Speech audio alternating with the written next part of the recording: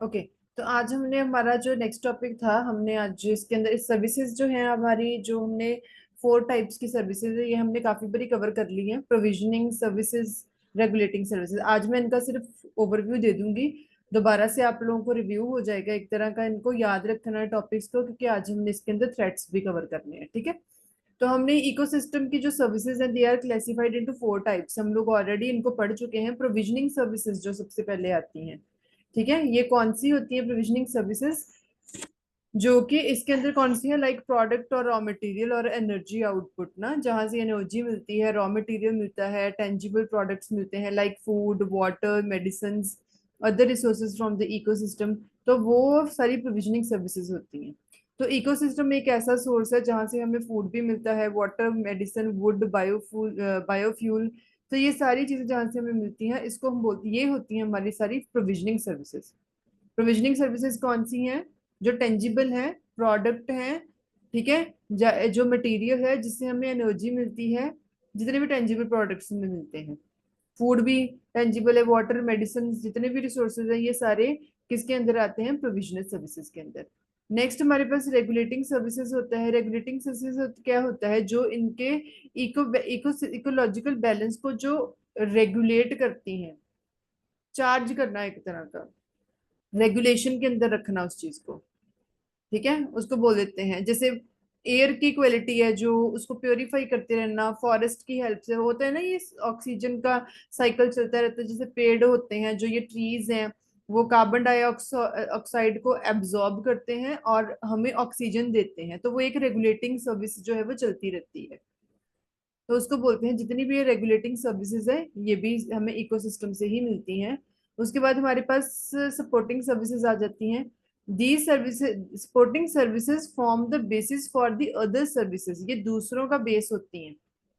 ये क्या देती हैं? They provide habitat for different life forms. उनको बायोडाइवर्सिटी को रिटेन करके रखने के लिए, न्यूट्रिएंट साइकिल को चलता रखने के लिए। बाकी सर्विसेज को जो सर्विस मिलती है वो होती है सपोर्टिंग सर्विसेज। कल्चरल सर्विसेज हम ऑलरेडी पढ़ चुके हैं, जो कल्चर के साथ रिलेटेड है, जो ब्यूटी के साथ रिलेटेड है, स्पिरिचुअली रिलेटेड है। कल हमने जो सारा कुछ पढ़ा था ना, कि हाँ जी, ये जो आपका फॉरेस्ट है, ग्रीनरी है, वाटर है, ये कहीं ना कहीं ब्यूटी का, मतलब रिक्रिएशनल फैसिलिटीज के लिए भी इनको यूज किया जाता है। जितने फॉरेस्ट हैं, जितनी ग्रीनरी है, वो ब्यूटी बढ़ाते हैं। उसकी वजह से इंटरनेशनल टूरिज्म भी बढ़ता है। कल्चरल स्पिरिचुअल सर्विसेज, कल हमने क्या पढ़ा था? कल्चरल सर्विसेज भी जो इसके अंदर आती हैं। ठीक है, तो ये सारा कुछ हमने इसी के अंदर पढ़ा था। ये आपको याद हो भी, ये कौन सी सर्विसेज है, ये मैंने सारी आपको करवाई हुई है। अब इसकी वैल्यूएशन ऑफ इको सिस्टम की जो सर्विसेज है, it involves quantifying and assigning monetary और non monetary value to the benefits that ecosystem provide ना। क्वेंटिफाई करना, क्वांटिटी हमेशा होती है मतलब गिनती की साथ रिलेटेड होती है, अमाउंट, कितनी क्वांटिटी है। ठीक है, मतलब हमें कौन कौन सी चीजें, कितनी चीजें हमें इससे मिल रही हैं। और फर्दर हम मतलब असाइन करना मॉनेटरी या नॉन मॉनेटरी वैल्यूज, वो होती हैं जो फंड के साथ, मनी के साथ रिलेटेड होती हैं। नॉन मॉनेटरी वैल्यूज अदर आ जाती हैं, उसके बिना भी कोई बेनिफिट हो। So this process help recognize the economic importance of ecosystem and supports decision making for conservation and sustainable use. Valuation करना मतलब हमें यहाँ से पता चलता है कि क्या इंपॉर्टेंस है इकोसिस्टम की। आगे फर्दर हम लोग डिसीजन लेते हैं, फिर इसके बिहाफ पे अगर उसकी इंपॉर्टेंस, जिस चीज की इंपॉर्टेंस होती है, हम उस चीज को मेंटेन करके रखते हैं। हमें पता है ये इंपॉर्टेंट है, हम इसको मेंटेन करेंगे ही करेंगे। ठीक है, उसको सस्टेनेबल यूज के लिए, मतलब कि हम उसको लंबे टाइम तक हम लोग उसको यूज करते रहें। नेक्स्ट हमारे पास होता है थ्रेट्स टू बायोडाइवर्सिटी। ये आपको 10 मार्क्स के अंदर क्वेश्चन आ सकता है। थ्रेट्स का कल परसों मैंने मीनिंग बताया था, वो थ्रेट्स का मीनिंग क्या होता है? What is the meaning of threats? कल परसों ही मैंने बताया है कि थ्रेट्स का मीनिंग क्या होता है।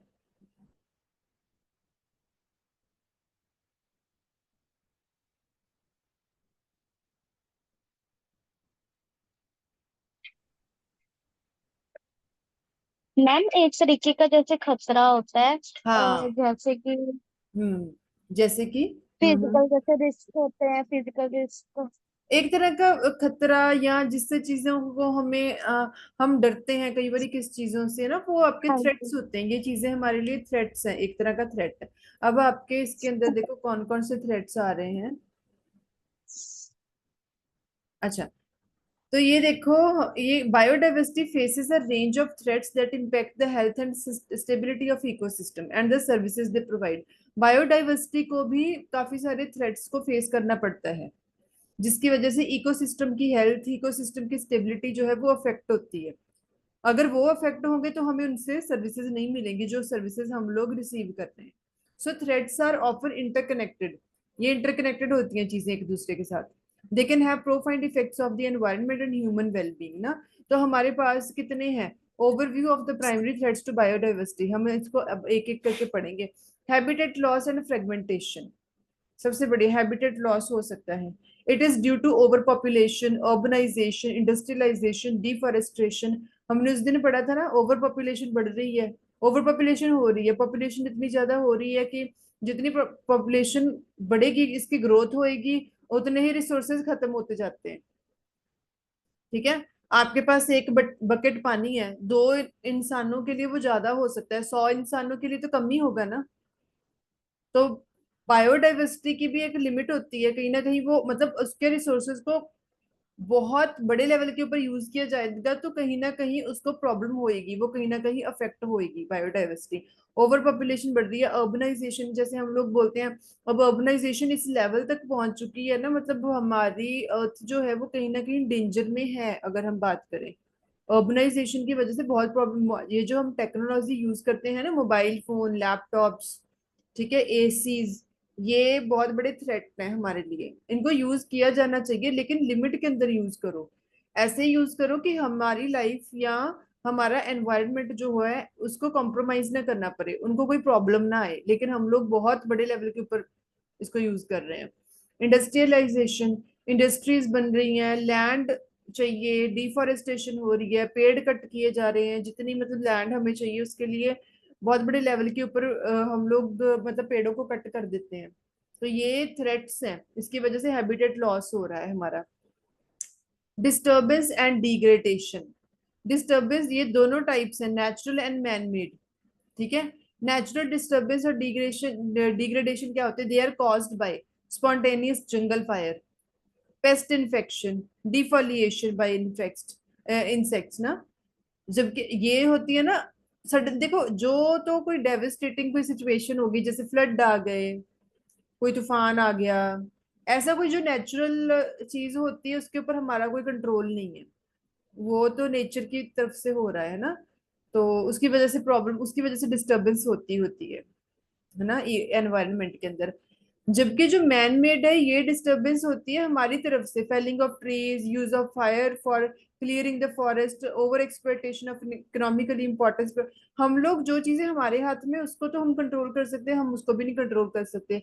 तो ये डिस्टरबेंस और डिग्रेडेशन, डिस्टरबेंस हो रही आपको, अगर हम मैं आपको बोलूं, आप पढ़ रहे हो, आपको किसी चीज की वजह से डिस्टरबेंस हो रही है, आप डिस्टर्ब हो जाओगे, और उससे उसका इफेक्ट क्या होएगा, आपकी स्टडी के ऊपर पड़ेगा, आपको मेंटली भी इफेक्ट होगा, मतलब आपकी परफॉर्मेंस डिग्रेड हो जाएगी। सिमिलरली अगर नेचर को, इकोसिस्टम को, बायोडाइवर्सिटी को कोई डिस्टरबेंस होती है तो उसका भी लेवल जो है वो डिग्रेड होता है। तो डिस्टरबेंस और डिग्रेडेशन दोनों तरीके से हो सकती है, नेचुरल भी हो सकती है, मैन मेड भी हो सकती है। नेचुरल जो है वो हमारे हाथ में नहीं है लेकिन होती है, उसकी वजह से भी कई बार काम खराब होता है हमारी तरफ से जो है, हम मतलब मैन मेड, हमारी तरफ, हमारी अपनी एक्टिविटीज की वजह से बायोडाइवर्सिटी जो है वो खतरे में आती है, और उसका लेवल जो है वो डिग्रेड हो जाता है, परफॉर्मेंस लो हो जाती है। पॉल्यूशन जो है ये एक बहुत बड़ा थ्रेट होता है, पॉल्यूशन जो है, ठीक है। Air pollution caused the death of many sensitive plants, ऐसे प्लांट्स हैं जो बहुत ज्यादा पॉल्यूशन जो है वो उसको हैंडल नहीं कर सकते, दे कांट रेसिस्ट, तो वहां पे उनको उनको अफेक्ट होता है। सो excessive use of pesticides has polluted both ground water and the surface water. बहुत ज्यादा पेस्टिसाइड्स यूज की जाती है ना क्रॉप्स के लिए, ठीक है, तो मतलब इंसेक्ट्स के बचाने के लिए, जैसे फर्टिलाइजेशन हो गया, ये सारी चीजें मतलब प्रोसेसेस जब दे टेक प्लेस ना, इट अफेक्ट, तो it is the root cause for the pollution. और जब पेस्टिसाइड्स बहुत बड़े लेवल के ऊपर यूज होते हैं ना, तो ये ग्राउंड वाटर का जो लेवल है, ग्राउंड वाटर की क्वालिटी खराब करते हैं, सरफेस वाटर की भी और ग्राउंड वाटर की भी, क्योंकि ये सॉइल के अंदर तक चले जाते हैं, जिसकी वजह से वाटर जो है वो कंटेमिनेटेड होता है, और जो प्लांट्स हैं वो अफेक्ट होते हैं। इवन ये जो वाटर होता है ना, जो पेस्टिसाइड्स की तरफ से अफेक्ट हुआ ग्राउंड वाटर होता है, जब उसको हम लोग भी पीते हैं तो बहुत लोग जो है उनको हेल्थ इश्यूज आते हैं। तो ये सारा कुछ जैसे जैसे डे बाय डे मतलब चीजें बढ़ रही हैं वैसे ही हो रहा है। अगर हम बात करें 100 साल पहले, पहले 100 150 साल पहले कहाँ फिल्टर होते थे, कहाँ आरओ होते थे। अब डे बाय डे प्योरीफाइड बोलते हैं ना डॉक्टर। अब जिनके घर पे आरओ नहीं होता उनके बंदे हमेशा बीमार होते हैं। थोड़े टाइम पहले ये हो गए 3 4 महीने हमारे घर पर आरओ खराब हो गया था। मैंने 2 3 दिन पहले मैं 2 3 दिन मतलब नॉर्मल पानी पी लिया था तो मैं बीमार हो गई थी, मुझे स्टमक इन्फेक्शन हो गई थी। ये क्यों होता है? अर्बनाइजेशन, हमारी जो डेली की एक्टिविटीज है ये सारी बढ़ रही है बहुत बड़े लेवल के ऊपर, तो ये सारा कुछ अफेक्ट हो रहा है इसकी वजह से। पॉल्यूशन हो रहा है, ओवर एक्सप्लॉयटेशन हो रहा है। Excessive exploitation of species reduces the size of its pollution population, so it becomes the vulnerable to the extinction। होता है ना ओवर एक्सप्लॉयटेशन, हमने पढ़ी थी ओवर एक्सप्लॉयटेशन क्या हो रही है।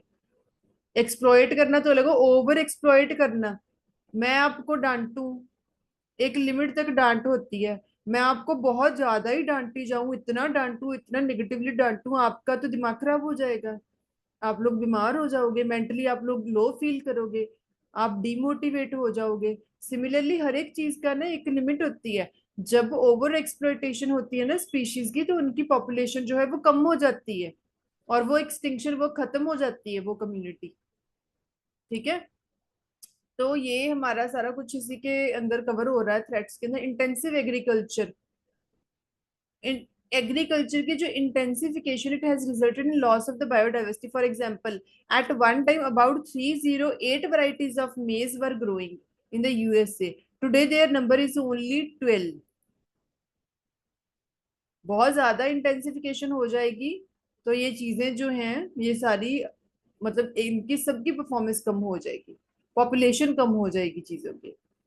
इंट्रोडक्शन ऑफ एग्जॉटिक स्पीशीज, ये जो फॉरेन के मतलब जो ऐसे स्पीशीज होते हैं जिनकी इंट्रोडक्शन होती है फॉर देयर इकोनॉमिक यूसेज ना, तो वो हार्मफुल होते हैं बोथ फॉर द एक्वेटिक, हर एक चीज के लिए, टेरेस्ट्रियल इकोसिस्टम के लिए भी। मतलब कई बार ये जो फॉरेन के बहुत सारी ऐसी स्पीशीज होती है जो हम मतलब इधर उधर उनको अगर हम बात करें कि अपने पर्सनल यूज के लिए या इकोनॉमिक यूज के लिए, कोई एनिमल्स होगी, कोई ऐसी स्पीशीज होगी जिनका बिजनेस किया जाता है, फिर वो एक लोकेशन से दूसरी लोकेशन पे उनको मूव किया जाता है, तो उनकी वजह से क्या होता है, सारा बैलेंस जो है वो डिस्टर्ब होता है। फिर आगे फर्दर उनको जिस कम्युनिटी के अंदर एंटर करवाया जाता है वो कम्युनिटी डिस्टर्ब हो जाती है, वो हैबिटेट जो है वो डिस्टर्ब हो जाता है। आगे हमारे पास क्या है, habitat change. Yes, habitat change significantly affects biodiversity by altering the condition and the resources. Habitat के अंदर चेंज होगा तो ऑब्वियस सी बात है सारी कंडीशंस जो है वो भी चेंज हो जाएंगी और रिसोर्सेज भी चेंज हो जाएंगे जिनके ऊपर की स्पीशीज डिपेंड करते हैं। ठीक है, तो इसका बहुत बड़ा अफेक्ट होता है बायोडाइवर्सिटी के ऊपर। अगर हम बात करें, आप लोग अपने घर में रह रहे हो, आराम से रह रहे हो, आपके घर में बहुत बड़े ऐसे चेंजेस हो जाए, सडनली कोई ऐसा चेंज हो जाए जो आपके लिए सही ना हो, आप एक लिमिट तक बर्दाश्त कर पाओगे, उसके बाद आपकी हेल्थ, मेंटल या फिजिकल हेल्थ आपकी खराब होनी शुरू हो जाएगी। सिमिलरली जो हैबिटेट है बायोडाइवर्सिटी का, तो ये चेंज अगर होगा ना तो बहुत सारी कुछ चेंजेस हो जाते हैं जिनके ऊपर बाकी सारे स्पीशीज जो है वो डिपेंड करते हैं। तो ये हमारे पास कितने टाइप्स ऑफ हैबिटेट चेंज हैं जो कि बायोडाइवर्सिटी को इम्पैक्ट करते हैं। Now let's start. Loss of habitat, सबसे पहले when natural habitats are destroyed और फ्रेगमेंटेड ना, लाइक लेट्स सपोज डिफॉरेस्टेशन हो गई, अर्बन एक्सपेंशन हो गई, तो बहुत सारे जो ऐसे स्पीशीज है जो अपना घर, जिनका घर खो जाता है। अगर मैं एक सिंपल लैंग्वेज में आपको समझाऊं, जब ये जो पेड़ कट किए जाते हैं, इतने बड़े लेवल के ऊपर पेड़ कट किए जाते हैं, उसके ऊपर वो जो बर्ड्स रहते हैं जिनके घर बने होते हैं वो मर जाते हैं। हालांकि ये चीज लोगों के लिए बड़ी कॉमन सी हो गई है, आजकल इनसेंसिटिव हो गया, लोगों को इस चीज से कोई फर्क नहीं पड़ता, लेकिन ये वाइल्ड लाइफ बड़ी जरूरी है, अगर हमें जिंदा रहना हमारे लिए बड़ी जरूरी है। तो इसकी वजह से क्या होता है, ऑब्वियसली बात है, जब जब ऐसी कोई भी प्रोसेस इंट्रोडक्शन ऐसी प्रोसेस की इंट्रोडक्शन होती है, या ये सारी प्रोसेसेस होती हैं, परफॉर्म की जाती हैं, तब बहुत सारे ऐसे बर्ड्स, ऐसे एनिमल्स, ऐसे स्पीशीज होते हैं जो अपना घर खो देते हैं, उनका हैबिटेट चेंज हो गया तो उनके घर ही खत्म हो गए, वो जिंदा कहाँ से रहेंगे। So this can lead to the decline in the population size. तो इसकी वजह से क्या होता है, उनका पॉपुलेशन साइज कम हो जाए, जब उनकी स्पीशीज के जब उनकी मतलब कम्युनिटी के लोग मरने शुरू हो गए तो उनके पॉपुलेशन का साइज तो कम ही होगा ना। तो ये होता है loss of habitat. Habitat fragmentation क्या होती है, even if total habitat area remains the same, breaking it into smaller patches can isolate populations. होता है ना, चाहे आप लोगों का हैबिटेट एरिया चाहे वो सेम है, लेकिन उसको छोटे छोटे टुकड़ों में आप डिवाइड कर दोगे उस एरिया को, तो वो सारे लोग, सारे जितने स्पीशीज होंगे, जितनी भी उनकी ब्रीड्स होंगी, वो एक दूसरे से डिफरेंट, वो सेपरेट हो जाएंगे। ठीक है, जब वो सेपरेट हो जाएंगे पॉपुलेशन साइज बढ़ेगा ही नहीं, माइग्रेट नहीं हो पाएंगे, तो ये सारी प्रॉब्लम आ जाती है इसके अंदर।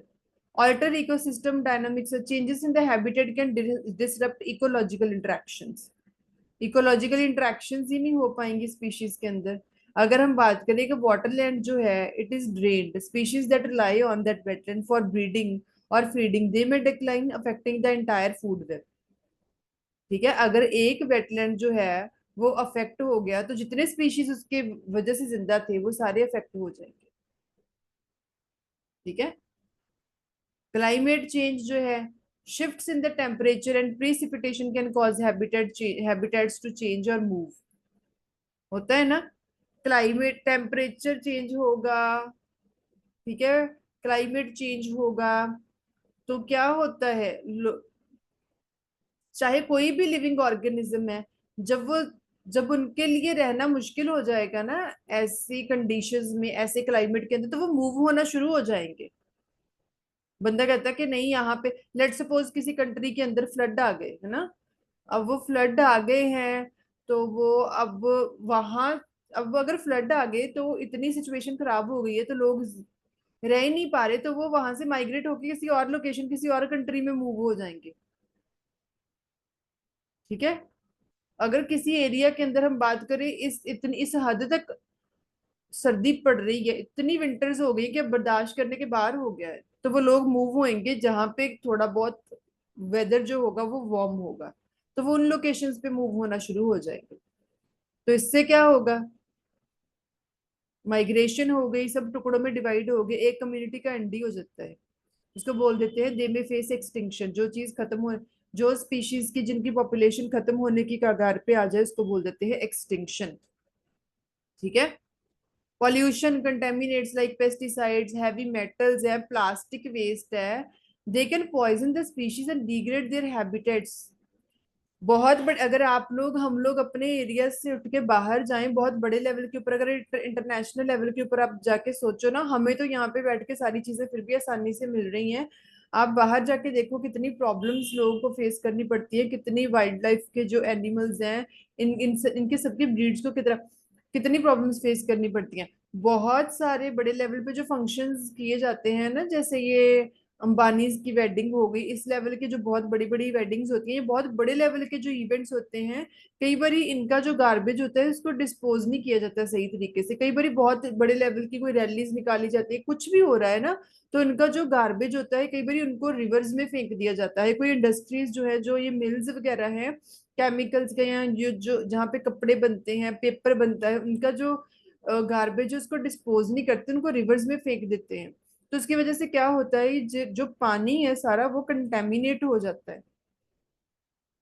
जब जहां पे वो एनिमल्स, वो एक्वेटिक एनिमल्स रह रहे हैं, तो उनका घर ही वो गंदा, उनका घर तो वो पानी ही है ना, रिवर्स हैं, लेक्स हैं, ओशियंस हैं, जब वही गंदे हो रहे हैं तो वो तो मर ही जाएंगे, उनकी ब्रीड्स खत्म होनी शुरू हो जाती हैं। तो ये सारा इन्होंने बोला है ना, in water veg they can harm aquatic species, disturb entire aquatic ecosystem, उनका सारा का सिस्टम, सारा सिस्टम जो है वो खराब हो जाता है। इन्वेसिव स्पीशीज क्या होते हैं, introduction to non native species, they can outcompete, prey on, introduce diseases to native species. हम लोग रह रहे हैं, है ना, एरिया के अंदर, हमारी एरिया के अंदर कोई नॉन नेटिव, हम तो यहाँ के लोकल, जो हम लोग यहाँ के रहने वाले उनको नेटिव बोलते हैं, किसी और ही कंट्री की कोई और ही कम्युनिटी के लोग आ जाएं, हमारे लिए कितनी प्रॉब्लम होगी, आप ये देखो। सिमिलरली नेचर के साथ ऐसा ही होता है।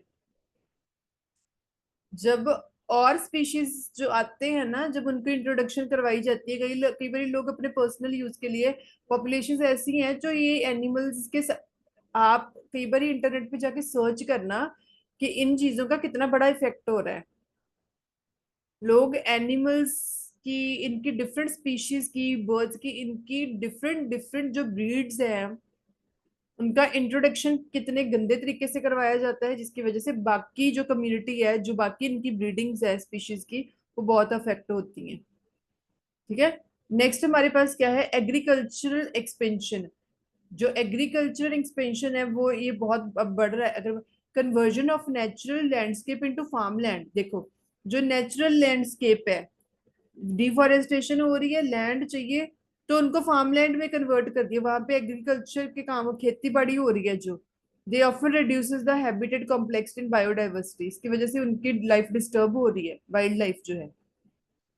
तो ये सारा कुछ जो है, ये कहीं ना कहीं अफेक्ट कर रहा है हमारी बायोडाइवर्सिटी को, इकोसिस्टम को। एलियन स्पीशीज की इन्वेशन जो है, also known as invasive species invasion, occurs when non-native species are introduced to new environment where they become established and they spread। Invade करना एक तरह का होता है अटैक करना। जब देखो एलियन स्पीशीज जो आ जाएंगे, जब वो आएंगे, वो आके हमारे एनवायरनमेंट के अंदर, हमारे एनवायरनमेंट के अंदर रहना शुरू कर देंगे, जो नेटिव स्पीशीज के साथ non native species add on हो गए, जो नॉन नेटिव स्पीशीज है फिर वो आके वहां पे स्टेब्लिश ही हो गए, रहने ही लग गए, उन्होंने अपना घर ही बना लिया वो, और उनकी पॉपुलेशन बढ़ रही है, स्प्रेड हो रही है। It will cause harm to the local ecosystem. तो ये जो स्पीशीज है, they can disrupt ecological balance.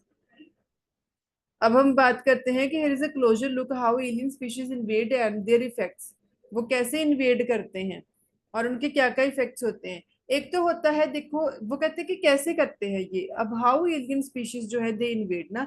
एक तो होता है accidental introduction, accident by chance उनकी इंट्रोडक्शन हो गई, है ना। तो वो होती है often, like often through human activity like transport of goods. ठीक है, मतलब बॉलोस्ट वाटर फ्रॉम शिप्स। ठीक है, इवन थ्रू हॉर्टिकल्चरल ट्रेड। तो ये जो ट्रेडिंग का काम हो रहा है, एक्सपोर्टिंग इंपोर्टिंग का काम होता है, कई बार उसके थ्रू स्पीशीज जो है वो एक्सीडेंटली एक लोकेशन से दूसरी लोकेशन पे मूव हो जाते हैं, मतलब कि उनकी इंट्रोडक्शन हो जाती है। ठीक है, जैसे for example zebra mussels were accidentally introduced to the Great Lakes through the ship ballast water. वो एक्सीडेंटली एंटर हो गए थे। अब वो इंटेंशनली नहीं लाया गया। एक तो ये इंट्रोडक्शन, एक होगी इंटेंशनल इंट्रोडक्शन। कई बारी इन स्पीशीज को स्पेशली अपने पर्पस के लिए लाया जाता है, लाइक एग्रीकल्चर हो गया, पेस्ट कंट्रोल हो गया, ऑर्नामेंटल यूज हो गया। ठीक है, तो ये अब उनको तो लाया गया है ना इन स्पीशीज को, तो उनका इफेक्ट होगा ही होगा। escape from the cultivation, non native species जो होते हैं कल्टिवेटेड इन गार्डन्स और farms, they can escape into the wild and from the invasive, so it happens with some ornamental plants that spread beyond their intended area। so ये सारे आपके कुछ ऐसे तरीके हैं जिससे कि नॉन नेटिव स्पीशीज की इंट्रोडक्शन होती है और वो आके आपके इकोसिस्टम को डिस्टर्ब कर देते हैं। अब जब ये डिस्टर्ब करेंगे, इसका रिजल्ट क्या निकलेगा, क्या इम्पैक्ट्स होंगे, इकोलॉजिकल डिस्ट्रप्शन। हमें पहले ही पता है कि डिस्ट्रप्शन, डिस्टर्बेंस होगी ही होगी, साइकिल चेंज हो जाएगा, फूड चेन चेंज हो जाएगी, हैबिटेट का स्ट्रक्चर जो है वो चेंज हो जाएगा। कितनी प्रॉब्लम आती है, लॉस ऑफ बायोडाइवर्सिटी हो जाता है, बायोडाइवर्सिटी इफेक्ट हो रही है, उसका लॉस हो रहा है। ये बहुत सिंपल चीजें हैं। इकोसिस्टम का डैमेज हो रहा है। ठीक है, क्रॉप्स को डैमेज करेंगे, फिशरीज को डैमेज करेंगे, इंफ्रास्ट्रक्चर को डैमेज होगा। ह्यूमन हेल्थ रिस्क, हमारे लिए भी, हमारी हेल्थ के लिए भी इश्यूज हो सकते हैं। Some invasive species they can pose direct or indirect health threats to human health। हमें भी कोई एलर्जी हो सकती है, हमें इनसे रिएक्शंस हो सकते हैं, इन्फेक्शंस हो सकती हैं। तो ये सारी डिसीजेस इसी की वजह से होती हैं। एक चीज, हमारी वाइल्ड लाइफ, हमारा इकोसिस्टम डिस्टर्ब होगा, हम लोग भी अफेक्ट होंगे ही होंगे। It's very common. उसके बाद हमारे पास आती है management and prevention. Management and prevention क्या है? मैनेज करना और इन चीजों से अपने आप को बचाना। Give me a second please.